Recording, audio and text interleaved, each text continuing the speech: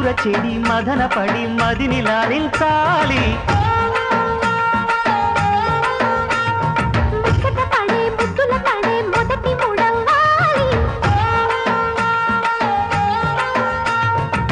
ప్రతి పొదలో మన కథలే కొత్త పూత పూయించాలి